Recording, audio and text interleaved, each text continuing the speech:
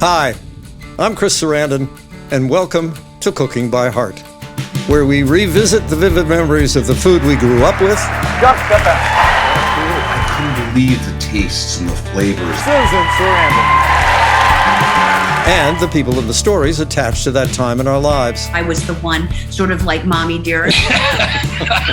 Today, my guest is actor, director, producer, and podcaster LeVar Burton, whose decades-long body of work includes, among many others, Roots, Star Trek: The Next Generation, and, of course, Reading Rainbow. He is the honored recipient of 7 NAACP awards, a Peabody Award, a Grammy, and 15 Emmy Awards. Extraordinary. As a lifelong literacy advocate, Burton has dedicated decades to encouraging children to read. In 2023, he premiered his first documentary, The Right to Read, a film that positions the literacy crisis in America as a civil rights issue. He continues to exercise his passion for storytelling as the award-winning author of Aftermath, The Rhino Who Swallowed a Storm, and a kid's book about imagination. And his production company, LeVar Burton Entertainment, or LBE, develops projects in the film, television, podcasting, and publishing space with a mission to share stories that foster empathy, champion diversity, and build community. Now in its 12th season, the enormously popular LeVar Burton Reads podcast has over 175 episodes in its catalog, boasts 25 million downloads. And his first, that is LBE's first kids and family podcast, Sound Detectives, debuted on Stitcher in July of 2023. I'm proud to introduce the artist and activist, LeVar Burton. Hello, my friend. Hey, Chris. Who the hell were you talking about there, man? Who is that? Yeah. Who is that masked man? Right. Well, a good question. And I'll start our conversation with not a provocative question, but a question that tells us a lot about the subject of the show, which is your provenance. That is where you're from, because so much of that informs everything in our lives, including, what happens when we started eating food at a very young age. You grew up, or that is, you were born in Germany? Mm-hmm. I was. My father was in the military. I was born in Landstuhl. Yeah, near Kaiserslautern. There's a major American Army facility there. Sometimes you'll see people brought there for debriefing from one situation or another. They'll go to that hospital in Landstuhl, and they'll be examined and debriefed and whatnot. A very famous, actually, hospital. It is a pretty famous installation. Yeah. Yeah. Now, your dad was in the Army, obviously. He was stationed there as what? He was a photographer and a camera repairman. 3rd Armored Division's Signal Corps. Still photographer or? Stills. Stills, okay. He was a still photographer. So then the question arises, how long did you live there before you moved back to the States, right? Yeah, so I was a little over a year old when we came back to the States the first time. And then we went again for another tour of duty when I was in the 3rd and the 4th grade. That's the tour I remember. I've seen many pictures of that first tour of duty, but try as I might, I cannot remember anything that happened prior to my first birthday. Yeah, we all have, we think, intimations of things that we remember from prior to 1 year old, but I'm very doubtful. So. I won't push you there. Now, so then when your first memory of food, and was it your mom's cooking? Had to be. What is my first memory? Wow. Nobody's ever asked me this question before, Chris. What is my first memory of food? I don't know that I can come up with a first memory. If not a first memory, one of your most vivid when you were young. Well, I have very vivid memories of, we shopped at the PX. Right? Yep. And so even when you were back in the States.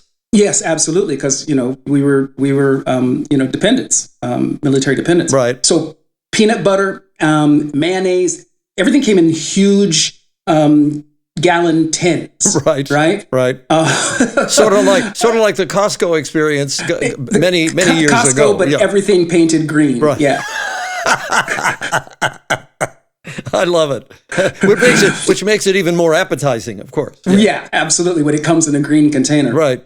So there were a lot of things. I remember getting field rations as a kid.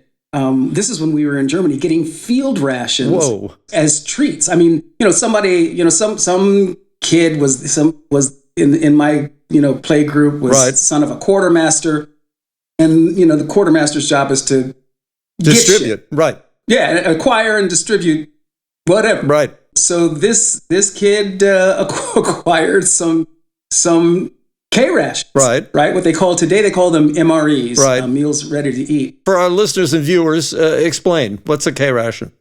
Well, K ration it's what they served soldiers when they were in the field.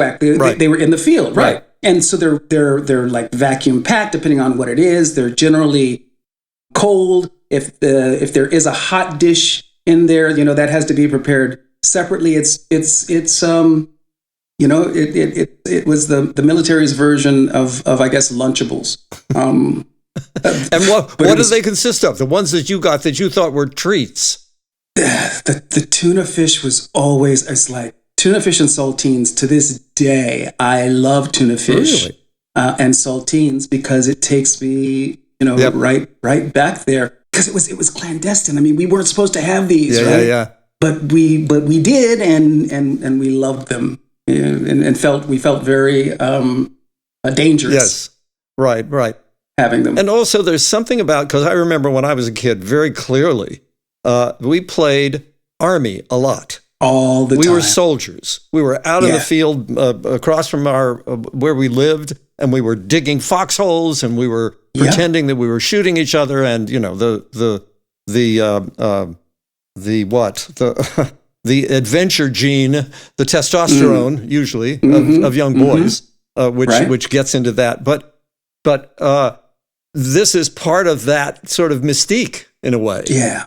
Well, growing up in a military family, that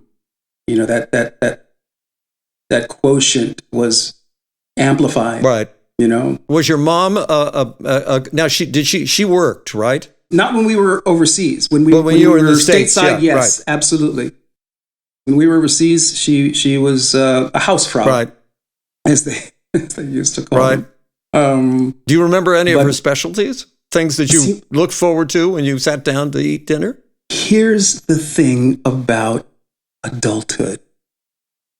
I discovered as an adult that my mom was not a great cook.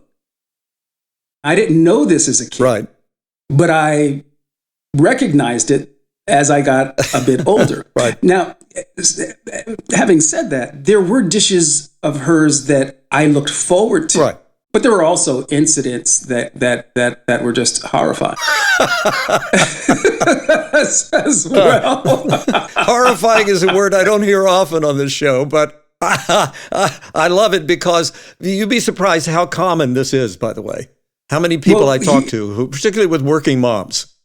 Yeah, right. And my mom was a working mom. Now, case in point, I was an altar boy when I was in elementary school in Sacramento, California, when we came back from Germany from the second tour of duty. And I was an altar boy when I was in the 5th grade. We had come back from Germany and settled in Sacramento.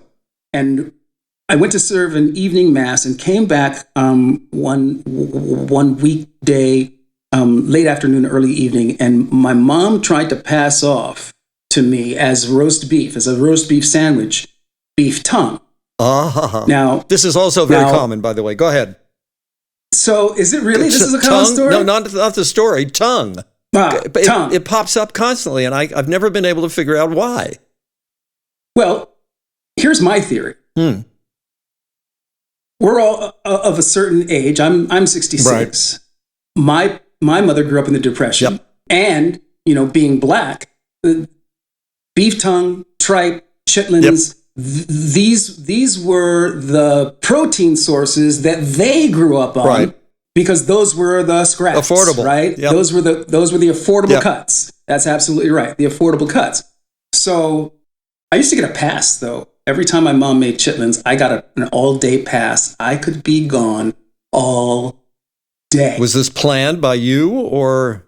No. It was just an agreed upon. It was because I could not handle the smell of chitlins being cleaned and cooked. Was just it did not agree with me then. I can honestly say to you, Chris Sarandon, chitlins have never passed these lips.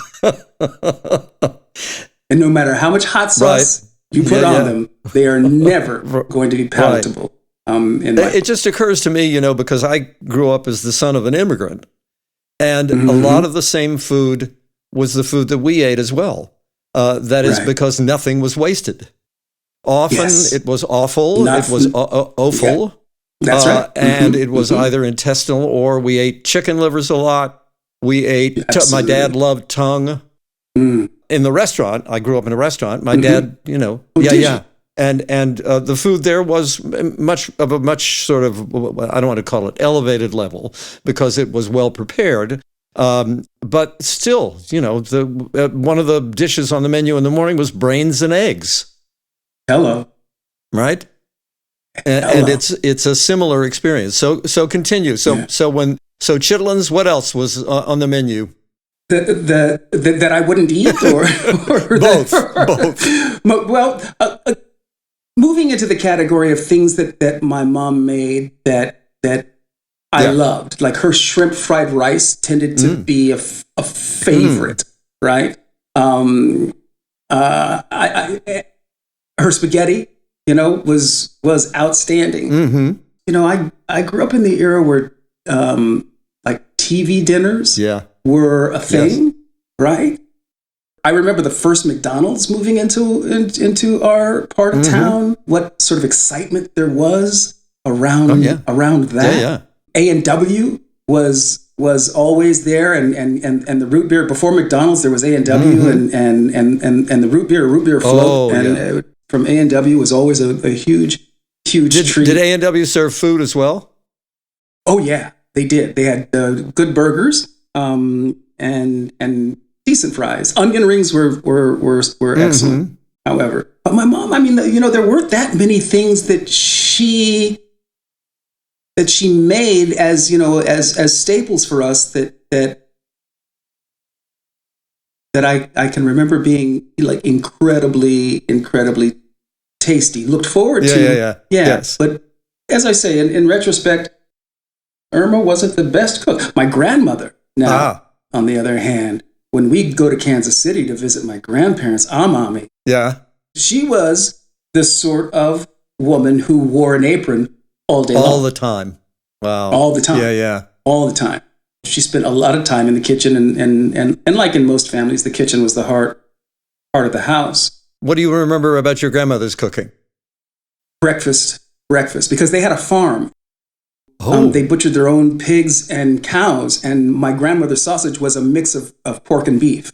And the seasoning that she put in her sausage, it's a taste, Chris, that I have been chasing my entire adult life. Seriously. And any idea what it was? I don't know. Well, there's no way, and there's no way now for you to taste it and go, oh, now I know what that was. No, yeah, it's a memory somewhere in the synapses. That's right. Which is why I guess I've been chasing it. Was she a baker? No, Grandma. Our mommy was not a baker. She was a cook. She was at the stove all the time, and her breakfasts were legendary. Her biscuits and syrup, my God. So I guess, in that sense, when you say baker, I thought, cakes, pies, but she bread. Exactly. Yeah. She made amazing biscuits. And of course the butter was also fresh. From right there on the farm. Do you remember anything else about the farm in terms of the preparation or the build up to the food? Were you ever privy to if they made their own sausages, if they had animals, were you privy to any of that? I was never part of the slaughter process. We were there during the summer, and I guess, that all took place at away from the house. Right. So whatever abattoir they had was not located. And you know what? Come to think of it, it might have they might have done the slaughtering at another facility off property, right? Mm-hmm. Because I can't even remember conversations about it. It was.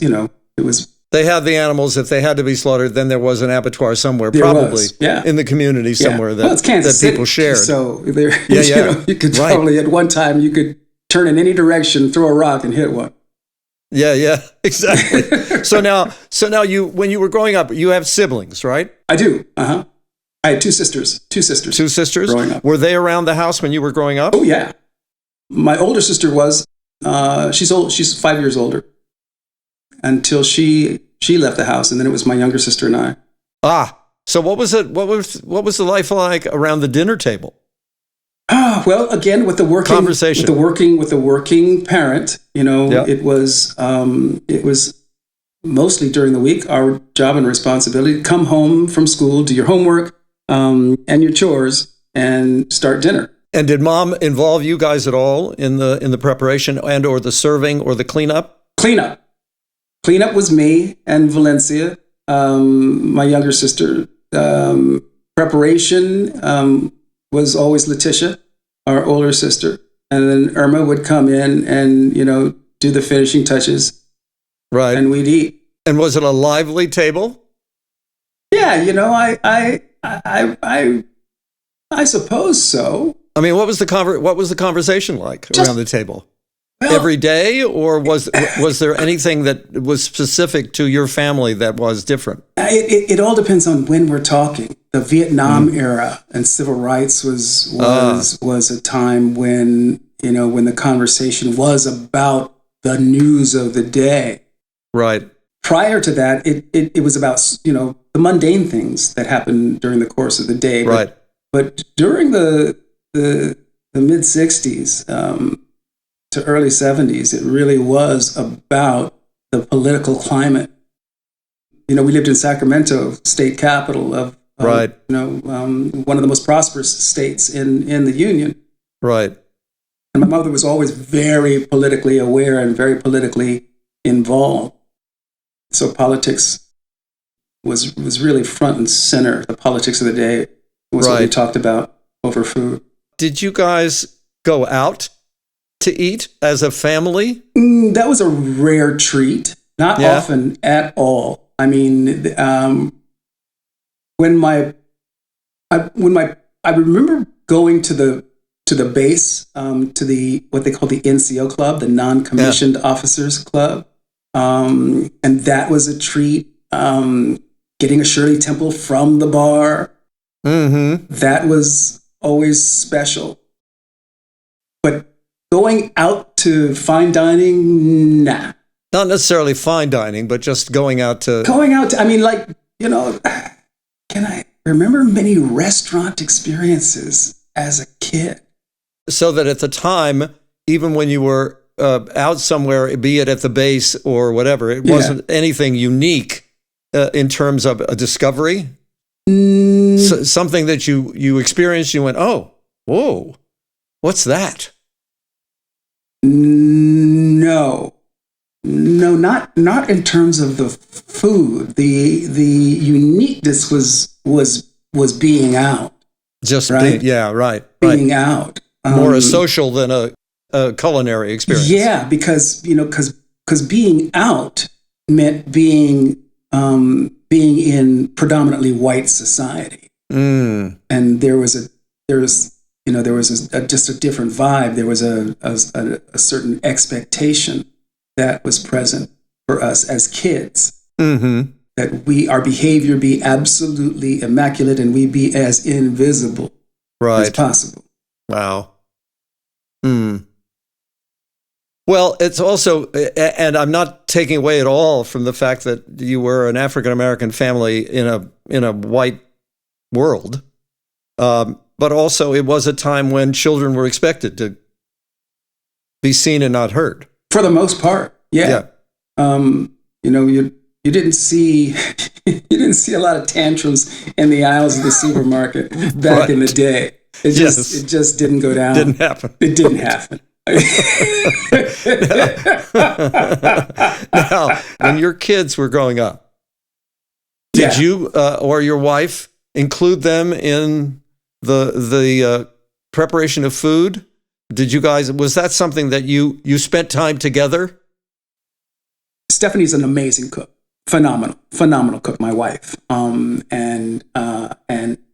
she's a big foodie, and our daughter Mika has certainly inherited the foodie gene from her mom. Mika was always very active, in the kitchen with Steph growing up, paying attention, and then as she got older, joining in. But I live in a house with a woman who knows what she's doing behind the stove. You're blessed. I'm very much so. Do you cook at all? The envy of many of my friends. I did when I was a bachelor. Yeah. But I married a woman who could cook, who could who could burn, as we say, right? So what's the point? Yeah. I mean, I can get by if I need to, but my there's wife. No specialty that there's a night of the week or a night of the month where we go, oh, I'm going to make so-and-so tonight because it's something that I'm good at. No. Back in the day, I was known for my fried chicken. Back in the day, I would make fried chicken. Yeah, when I was a bachelor, that was my specialty. Now, did your dad cook at all? Did he do any barbecuing or anything like that? No, not that I recall. No. Yeah. No. In fact, it's funny. I did not grow up in a tradition where the men were in the kitchen, at the stove. That's not the sort of family structure I grew up in. Interesting how in some African-American families, that is the case. That is the case, where the men sort of take over at certain times in certain circumstances. Right. I had a conversation with a guy by the name of Noah Tucker, who's a chef in Amsterdam, African-American father and a Jewish mother. And when he would have dinner with his Jewish family, everything was very quiet, sort of around the table, talking, chatting, whatever. When he was with the African-American side of the family, it was the guys, they were barbecuing, there was, social interaction, there was a lot of noise, there was a lot of... boisterous energy. Yeah, boisterous energy. Yeah. Boisterous energy, which I think a lot of people, by the way, envy from the African-American community, that kind of energy, which, by the way, has informed our culture in general, in music and in the arts. Huge measure. In, everywhere. So as far as you remember, no sort of, oh my God, discoveries. Culinarily, no. Yeah, exotic, anything like that? No, that not until I began to, not until Roots, and I began to travel after Roots. That was when I was introduced to flavors and tastes and cuisines that I just had no clue about. I remember being in Japan. Actually, I want to go back to Germany for a minute because you said you went back to Germany. Yeah, we did. Was there any German food in your life when you went back, or was it all? Absolutely, no. Bratwurst and sauerkraut. Absolutely. Also, Toto stands. They were little candy kiosks, and they were called Toto stands because there was a Toto stick. And they were conical shaped, and it was spun sugar. It was hard candy. Oh, right. But it was a sucker. But they were all on a stick. And when my mom passed a couple of years ago, and my sister and I were going through things, we found a whole box of these Toto sticks that we had brought back from Germany. No, I'm serious, because they had different figures on them, so you collect them, right? They had, and we found an entire box that we brought back from Germany. That was. Did you sample them? Oh, no, they were all empty. I see. You found you eat the box. candy, you save the plastic. Okay. You save the plastic all stick, right? All right. But the Toto stand, they had the Toto sticks, and I love licorice. I love black licorice, and that love for black licorice emanated from that time, from the Toto stand. Yeah, you get the licorice that's in a wheel, right? And you get to pull it out bit by bit, inch by inch, right? Unravel it from from the wheel that it's wrapped up as. It's as much an adventure as it is a taste treat. Yes, absolutely. Yeah, absolutely. My younger sister and I used to do this all the time with food. Who could have some the longest, right? Could make it last? To make it last as long as possible, right? Our ice cream would be soup, right? But yes. as long as you had the last bite, right? If the other one finished before you do, then you win. That's great. Because I remember those moments in my life as well, either with friends or with my older brother. It's interesting to me also because I spent some time in Germany when I was a kid. When I was like 13, my brother was stationed in Augsburg. Wow. And I went over because my parents were supposed to go with me, but then something happened and they didn't go, but they sent me. My brother was in the paratroopers in the 101st, I think, Airborne Division. Airborne, and he worked in a personnel office, and he would jump as little as possible just to get his jump pay, which they called jump pay. You know, you had to do it every month or two, whatever. And I spent time in Augsburg, and the things that I remember were the schnitzel, which I loved. But German food is not necessarily known for its gastronomic. No, but it's hearty. Yes, you know? Very. A lot of boiled potatoes. Yes, it's hearty fare for a hearty people. Right. All right. So then, a hearty people. I want to remember that. At one point now, you leave home, right? You go to the seminary? Mm-hmm. What was the food like there? I had a feeling this might strike a nerve. Oh, my God, Chris. Well, it was, looking back on it, it was pretty uniformly awful. There were dishes that we looked forward to. Mm-hmm. There was a roast beef dish that every time they served it, I got the runs. I swear to God. Oh my God. Every time I'd eat this chipped beef, I'd get the runs. A lot of it, a lot of cans. There was a company called Aunt Tilly's, I think. Mm-hmm. Aunt Tilly's. A lot of bulk stuff, right? We had a cook. Bessie was her name. Oh no, Bessie was the cook in the Sammy house. I lived in a Jewish fraternity. My second year at the University of Southern California, really? I was a boarder in the Sigma Alpha Mu fraternity. Yeah, the Jewish fraternity on Fraternity Row at SC, and the cook's name was Bessie. And Bessie was sweet and a serviceable cook. Mm-hmm. My deal with the Sigma Alpha Mu house was as a boarder. I got 2 meals a day. 2 meals a day, breakfast and dinner. Lunch was generally out on campus someplace. Right. But I'm fascinated to go back to the seminary. First of all, was it a particular order that you were Salvatorian? The SDS, the Society of the Divine Savior. Mm-hmm. Out of Milwaukee, Wisconsin, most of them. A rigorous order? They were all about the academics and the discipline. They were really staunch disciplinarians, the Salvatorians. And the seminarians were not involved in the preparation or the creation of the food at all? No. Again, only in the cleanup. In the cleanup. In the refectory, it was very much a class system, based on a hierarchy, freshmen, sophomore, junior, seniors. Right.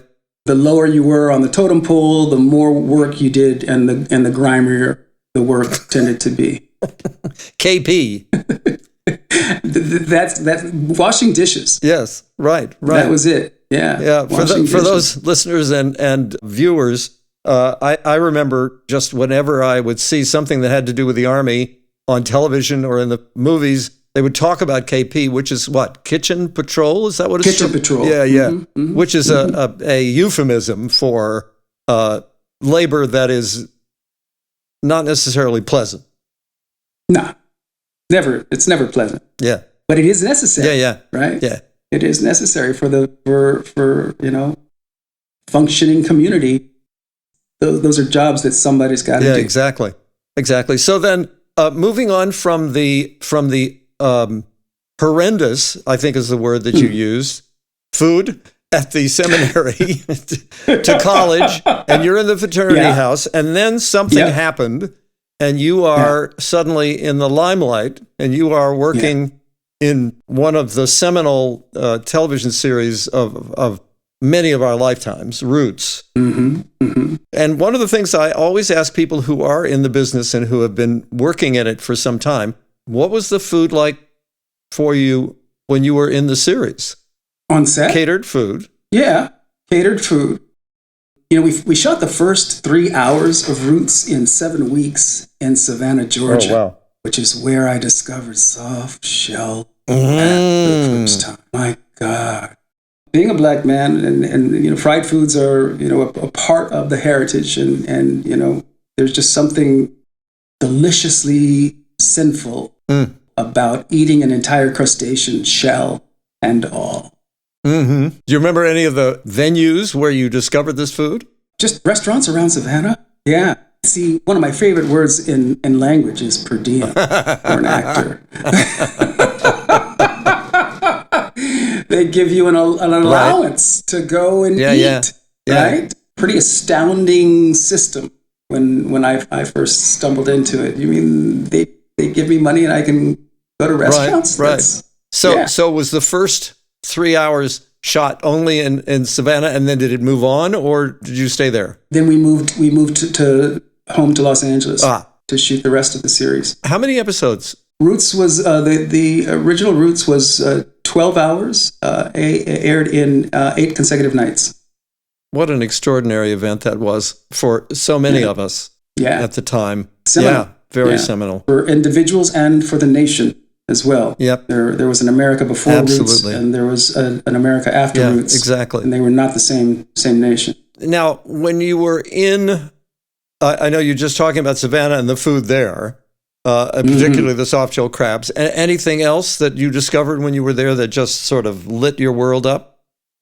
The soft-shell crab was the thing that really turned me out. I mean, I was like, this is amazing. Yeah. Remember any of the sides? A lot of okra. Yeah. Right. I'm not a fan of okra. I'm not either. Yeah. Do not like the texture, the slimy nature of it. I'm the same way. Yeah. But wonderful, you know, rice again, biscuits. Southern breakfasts are always good. Grits. Now see, boy, that's a debate. That's a debate. How they're prepared? Some people, how they're prepared, how they're served. Yeah. Salt and pepper on your grits? Or do you have butter and sugar on your grits? Right. See, now, I remember in my dad's restaurant, they served grits for breakfast. This is West Virginia, so it's a border state, but there was still a lot of Southern influence. It was salt and pepper and butter.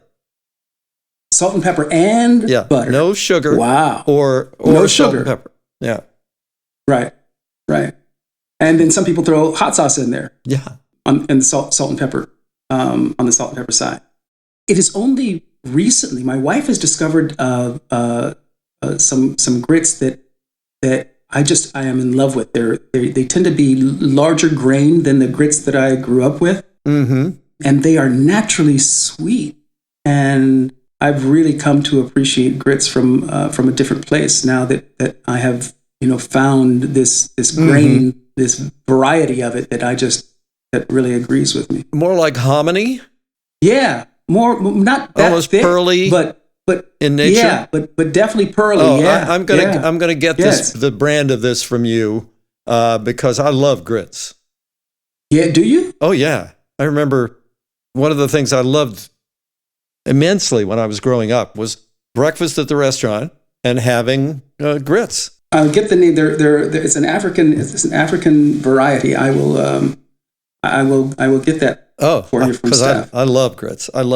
So then, one of the questions I also ask people, because you also obviously you have a career that has spanned not only the Roots years but the Star Trek years and on and on. You've been in feature films. You've been in any number of different locations.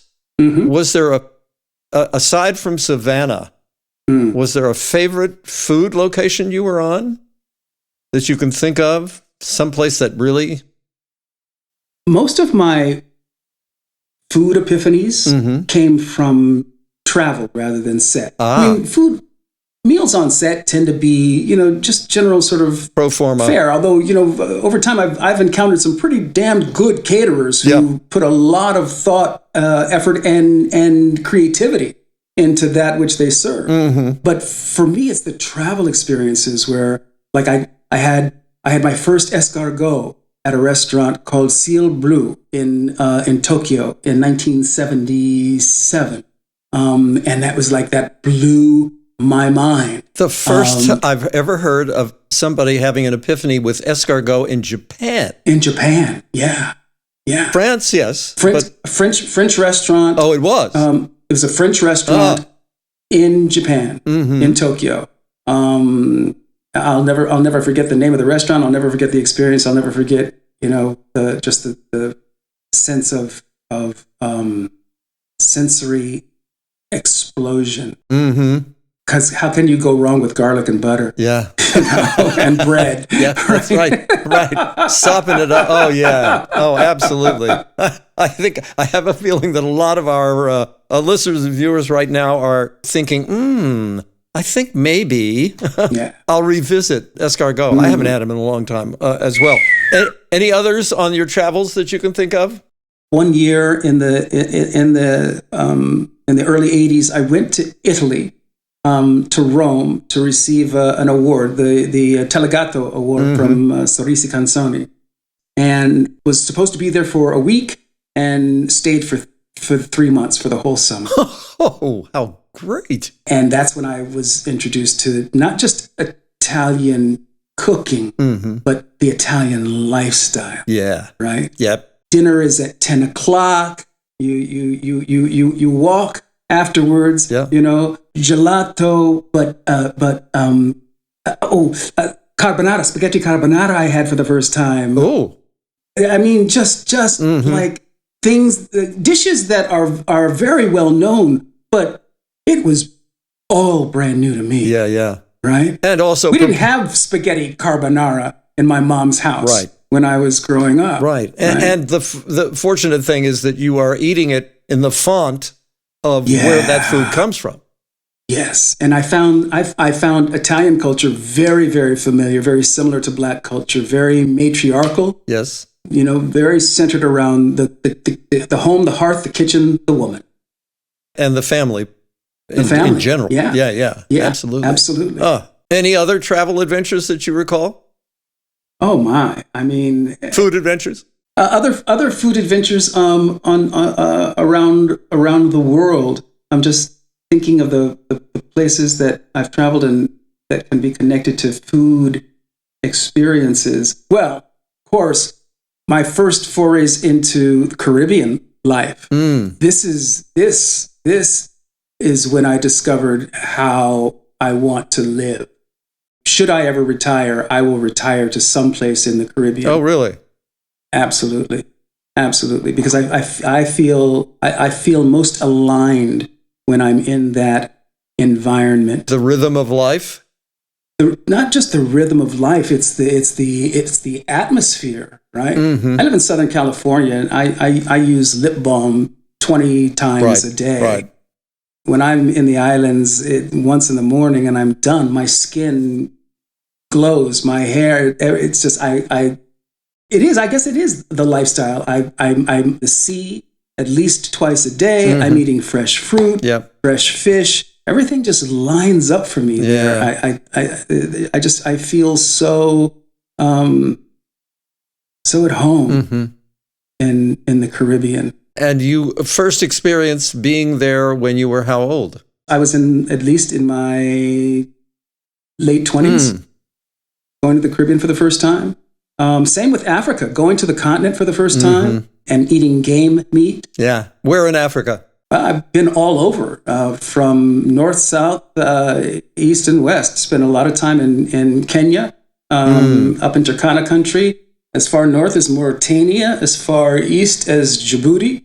and as far south as South Africa. And what about that food? And anything that you remember from there? In general? Yeah. Oh my God. Roasted meat, both in the bush. Yep. And in restaurants in the city. Mm-hmm. Just phenomenal flavors. I was in Kenya and Tanzania a long time ago after a movie, a disastrous movie that I just was so disillusioned about that I said, I got to get out of here, and happened to know some people who go there every year. And so I picked their brains and flew over first I went to the Seychelles, and then I went to Nairobi and rented a car and drove around for 3 weeks by myself. What year was this? Oh gosh. This was in 70s. Long time ago. Wow. But by myself, just driving around, going from game reserve to game reserve, going to Ngorongoro and Ndutu. Ngorongoro, yeah. Some of the most magical places. And the thing I remember most about Africa were the smells of cured leather from art objects or leather projects that were coated with some kind of oil or grease from an animal. Animal fat that had that. Yeah. I mean, it was so really pungent and seductive at the same time. Yeah. Wonderful. I spent just a little bit of time in Maasai country in Kenya and had an opportunity to share, the young warriors, they drink a combination of milk mixed with blood. Right. Yeah. And I got to watch them do that. I didn't imbibe, but I got to watch them do it. I figured, when will I ever be here again and be given this opportunity? Yeah. Exactly. Yeah. Well, that's a culinary experience that not many people have. Yeah, it sure was. Yeah. Come to think of it. Yes. Yeah. Now, this is a question that I always ask each of my guests. And you may have answered it earlier. I'm not sure, but I'm just going to leave it sort of floating in the air. If there's one thing that takes you back, if there's a flavor or a smell of something that's cooking, or you're eating at a restaurant and suddenly you go, oh, wow, this is something that takes me back to when I was a kid, when I was young, something that's evocative of that time in your life, what would that be? I mentioned earlier that I've been chasing the taste of my grandmother's sausage for the whole of my adult life. I was in a Cracker Barrel, of all places, many years ago. Yeah. That sausage was the closest I've been able to come to my grandmother's mixture of pork and beef and her spices. So I don't often cite Cracker Barrel as a place where I had an epiphany. But right, a culinary touchstone, right? For a lot of Americans, it is it is Mecca. Exactly. For better or worse. Yeah. Now, one other thing. Now that I'm thinking about it, I'm gonna ask you for a recipe, because I have all of my guests provide a recipe with a little kind of intro of what it was, what the recipe meant to them at some point in their life, be it now or earlier. Maybe can your fried chicken? Yeah. You think? Concocted, yeah. The secret for me is in the spice bag. It's the spice bag, right? And what are your secret spices? Well, they wouldn't be a secret if I told you. But there's the color palette is really kind of red. There's a lot of red as opposed to yellow. There's mustard seed in it, mustard powder, right? But there are many more, red peppers. Paprika, perhaps? Paprika, certainly. A lot of it. It's the spices. Mm-hmm. It's the spices. Well, then think about a recipe that, even if it's something that Stephanie makes, that is something that takes you back to when you were younger. I'll follow up. Yeah, follow up on this. I'm pretty sure we can accommodate with a recipe, a chicken recipe. Okay, that'd be great, because at some point we're going to put them all together and put out a cookbook. Are you? Yeah, that's awesome. All right. That's awesome. Well, LeVar Burton, all I can say is this has been one of the great enjoyable experiences of this and any other time in my life. You know how highly I think of you anyway. And likewise. We've known each other for many years. For our listeners and our viewers' edification, we did, and it's in a way kind of fitting, considering your activism in the areas of learning and that you and I did a movie about the creation of the Statue of Liberty, the symbol of welcome in this country that has been at times somewhat tarnished, but generally speaking is a beacon in the world. It is, and we're sort of struggling right now in America with our idea what we mean when we say welcome. Yeah, I think it's important to remember our roots in that regard. That this was designed to be a place where all are welcome. Amen. And with that, LeVar Burton, I can't thank you enough for joining us on Cooking by Heart. My pleasure, Chris. I love you. You know that. I love you too, man.